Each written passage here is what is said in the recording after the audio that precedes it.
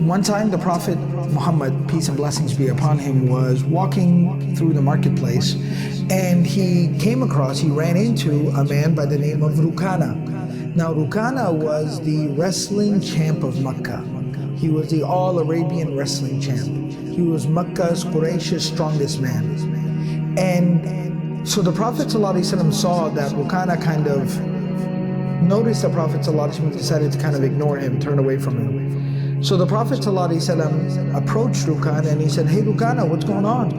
He said, "How about I tell you something, I share something with you, and you listen to what I have to say and accept the message if it makes sense to you." So Rukana tells the Prophet ﷺ that if you wrestle me and you can beat me in a wrestling match, I'll sit down and listen to whatever it is that you want to tell me. So the Prophet ﷺ said, "All right, let's do this."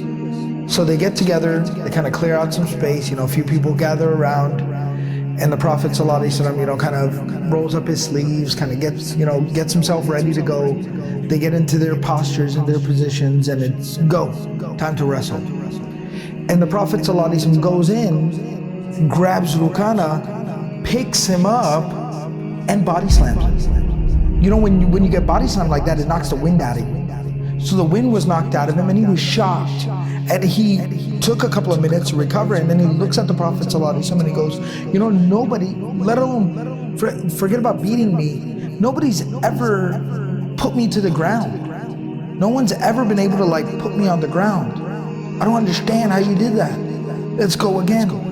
And they get up, and they get back into their positions, and go.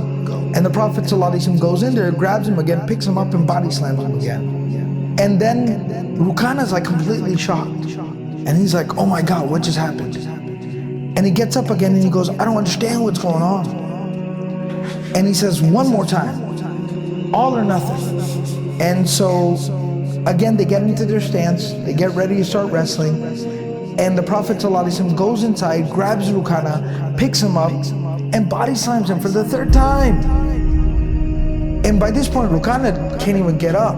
He was down for a couple of minutes, just his body, the wind is knocked out of him, his mind is blown. He's just completely shocked.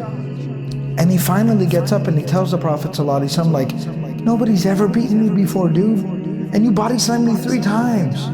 I don't understand what's going on." The Prophet ﷺ tells him, "You want to know something more amazing than that?"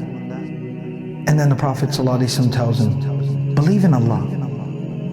There's no one worthy of worship but Allah. And I, Muhammad, am the messenger of Allah." That's the truth. Rukana ends up accepting Islam, becomes Muslim on the spot, and leaves from there as a Muslim, having believed in Islam. What's the moral of the story? The moral of the story, number 1, is that the Prophet could throw down.